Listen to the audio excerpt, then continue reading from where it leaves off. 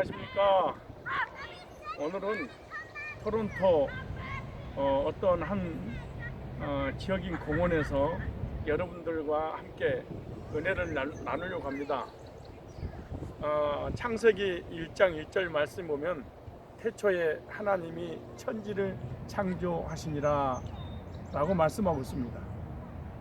우리 하나님께서 우주 모든 만물을 창조하신 창조의 세계에서 하나님의 말씀을 전하게 된 것에 대해서 너무나 의미가 있다고 생각을 합니다. 우주 모든 만물을 창조하신 그 창조주 하나님은 과연 어떤 분이실까요? 하나님은 영원하신 하나님이십니다. 하나님은 영존하신 하나님이십니다. 하나님은 스스로 계신 하나님이십니다.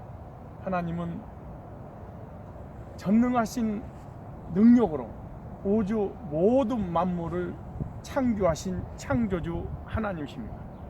하나님은 영이신 하나님이시며 시간과 공간을 초월하신 하나님이시며, 그리고 가장 중요한 것은 하나님은 두 가지의 속성을 가지고 계십니다.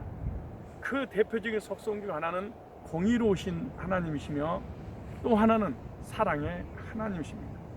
공의로우신 하나님, 사랑의 하나님께서 우주 모든 만물을 창조하시고, 그 우주 모든 만물 창조하셨던 그 에덴 동산에 하나님의 형상을 따라 사람을 만드시고, 그 에덴 동산에서 참된 행복과 안식과 복을 누리도록 허락해 주셨습니다. 그래서 우리 인간에 대해서 성경에서 소개할 때 창세기 1장 27절의 말씀을 이렇게 기록하고 있습니다. 하나님이 자기 형상 곧 하나님의 형상대로 사람을 창조하시고 남자와 여자를 창조하시되, 이렇게 말씀하셨습니다. 하나님의 형상을 따라 하나님의 모양대로 사람을 만드셨습니다. 이 형상이란 말은 어떤 형체를 말하는 게 아닙니다. 어떤 모양을 말하는 것이 아닙니다. 영적인 존재, 즉 하나님을 닮는 존재로 만드셨다, 이렇게 말씀하고 있습니다. 그리고 하나님의 형상대로 지음 받은 우리 인간들에게 최고의 복을 주셨습니다. 그 복이 창세기 1장 28절 말씀입니다. 하나님께서 사람에게 복을 주시며 그들에게 이르시되 생육하고 번성하여 땅에 충만하라. 공중의 새와 바다의 고기와 땅이 움직이는 모든 생물을 다스리라 하시니라, 이렇게 말씀하십니다. 하나님께 지음받은 영적인 이 사람들은 성경에서 뭐라고 말씀하고 계시냐 그러면은 영권과 물권과 인권의 모든 복을 주셨다는 것입니다. 이러한 복을 받아 영원히 죽지 않고 누리는 그러한 길까지 주셨습니다. 그러한 말씀도 주시고 언약을 주셨습니다. 그 언약의 내용이 뭐냐? 창세기 2장 17절 말씀입니다. 선악을 알게 하는 열매를 먹으면 정령 죽으리라, 이렇게 말씀하십니다. 이 선악과는 무엇이냐? 하나님의 절대적인 주권, 우주 모든 만물을 만드신 주인이 계시는데 그 주인을 믿으라는 것입니다. 우리 인간은 스스로 창조된 것이 아닙니다. 스스로 존재한 게 아닙니다. 하나님께서 하나님의 형상을 따라 지음받은 존재인 것입니다.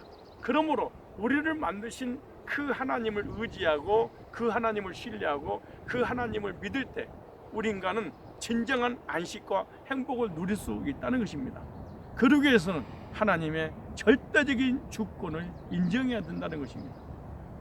그래서 하나님을 떠나면 너희들은 죽는다는 것입니다. 하나님 안에 있을 때만 안식하고 영생을 얻을 수 있다고 성경은 그렇게 말씀하고 있는 것입니다. 그래서 하나님 형상대로 지음받은 우리 인간은 해야 될 일이 무엇일까요? 하나님의 절대적인 주권 아래서 하나님의 절대적인 주인께서 말씀하신 그 언약 안에서 나를 만드신, 나를 자녀 삼으신 하나님께 예배드리고 하나님을 찬양하고 하나님께 감사하고 하나님께 영광 올려드리고 하나님은 말씀하시고 우린 하나님께 부탁하며 하나님과 교제하며 살아갈 수 있는 그런 존재가 되었기 때문에 그러한 신앙생활을, 그러한 믿음을 갖고 하나님을 섬겨야 되는 것입니다. 그러므로 하나님께 예배드리지 못하고 하나님을 찬양하지 못하고 하나님께 감사하지 못하고 하나님께 영광 올려드리지 못하는 것이 무엇이냐? 그것이 바로 선악과를 먹었다는 강력한 이 증거인 것입니다. 아담과 하와가 선악과를 따먹지 않고 하나님의 절대적인 주권을 믿고 인정하고 신뢰하고 의지할 때는 하나님께 예배하는 백성이었습니다. 하나님을 찬양하는 백성이었습니다. 하나님께 영광 올려드리는 백성이었습니다.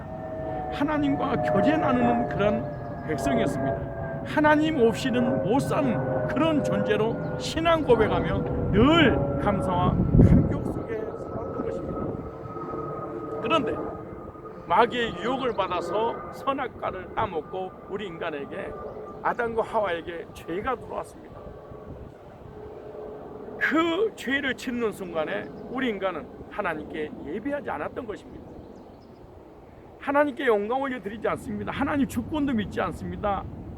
하나님을 찬양하지도 감사하지도 못하고 내가 창조주, 내가 조물주, 내가 하나님의 자리에 앉아서 하나님 없이 살 수 있는 것처럼 육신의 정욕, 안목의 정욕, 이생의 자랑에 빠지고 말았습니다. 성경에서 그 하나님이 없이 살아가는 인생을 향해서 죄인이다 이렇게 말합니다. 하나님의 절대적인 주권을 인정하지 않으므로 우리 인간이 선악과를 따먹고 죄가 들어옴으로 인해서 성경에서 그 죄인을 향해서 이렇게 말합니다. 모든 사람이 죄를 범하였음에 하나님의 영광에 이르지 못하더니 이렇게 말씀하고 있습니다. 하나님을 떠나 하나님께 범죄한 모든 인간은 죄인이다 이렇게 말씀하고 있습니다. 그러면 죄인은 그대로 산다는 것이 아닙니다. 죄의 삭은 사망이라. 의인 없나니 한 사람도 없다. 모든 사람이 죄인인데 그 죄의 삭, 죄의 대가로 우리 인간에게 저주가 오고 우리 인간에게 죽음이 오고 우리 인간에게 형벌을 받게 되고 우리 인간이 영원히 지옥의 고통을 당할 수밖에 없게 되는 사형 언도를 받게 되는 것입니다.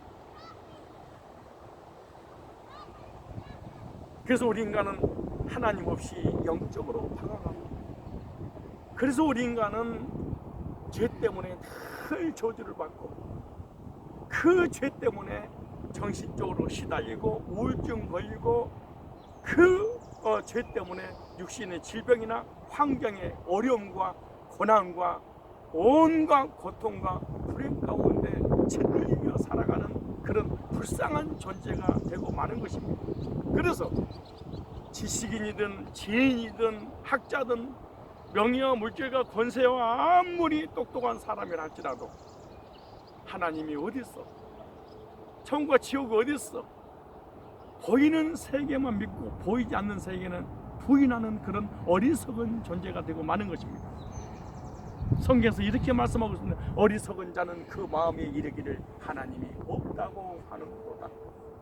그래서 모든 인간은 하나님 없이 영적으로 방황하기 때문에 너무나 괴롭고 너무나 고통스러워서 우상숭배하고 제사를 지내고 육신의 정욕, 안목의 정욕, 이생의 자랑에 빠져서 어디서 와서 무엇 때문에 살며 어디로 가는지 모르고 그렇게 방황하다가 영원한 지옥 형벌에 들어갈 수밖에 없게 된 것입니다. 이것이 우리 인간의 영적인 현주소인 것입니다. 하나님을 떠나 범죄하여 죄 때문에 저주받고 형벌받고 영원한 지옥 형벌에 들어갈 수밖에 없는 죄인들, 하나님께서 불쌍히시고 긍휼을 베풀어 주셨습니다. 그 인간들이 죄 문제와 저주와 사망과 지옥의 형벌에서 건진받고 구원을 받아서 다시 하나님께로 돌아올 수 있는 방법, 길을 열어주셨습니다. 그 방법, 그 길이 뭐냐? 우리 인간이 하나님을 바로 만날 수 없습니다. 그리고 만나는 길도 모릅니다. 그래서 하나님께서 하나님의 아들 예수 그리스도를 이 땅에 보내주셨습니다.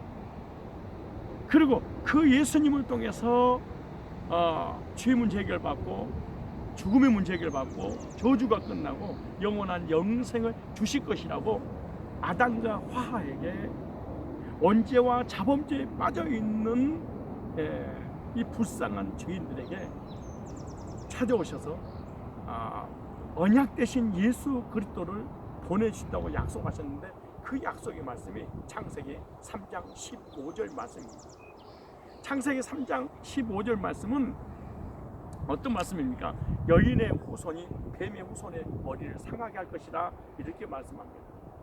여인의 후손은 동정녀 마리아를 통하여 원죄와 자범죄가 없이 아담의 유전자를 이어받는 것이 아니라 성령으로 잉태하여 이 땅에 예수님이 오실 것인데 그 예수님께서 십자가의 구속의 형벌을 대신 당하심으로 원죄와 자범죄를 해결해 주고 다시 하나님 형상이 회복되어 하나님께 예배드리고 하나님을 찬양하고 하나님께 감사하고 하나님께 영광 올려드리는 그 구속의 길을 주신 것입니다.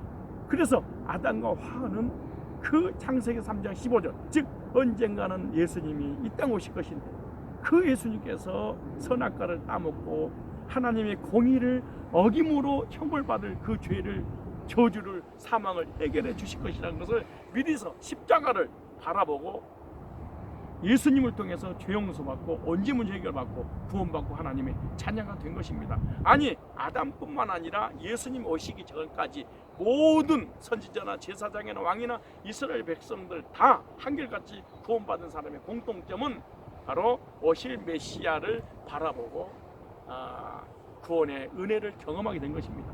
그래서 이사야서 7장 14절에도 처녀가 잉태하여 아들 낳으리니 그 이름을 임마누엘이라 하리라. 임마누엘 하나님이 우리와 함께 하시는데 함께 하시는 방법이 뭐냐? 예수님을 통해서. 어떻게 함께 하시냐? 우리 죄 문제 해결해야 된다는 것입니다. 그래서 예수님 오시면 이사야 53장 5절 6절에 그가 찔림을 우리여 허물로 인하며 그가 상함을 우리여 죄악으로 인함이라. 그가 징계를 받음으로 우리가 평화를 누리고 그가 채찍에 맞음으로 나음을 얻었도다 이렇게 말씀하십니다. 그래서 구약의 이스라엘 백성들은 오실 하나님, 오실 메시아, 오실 그리스도를 그렇게 고대했던 것입니다.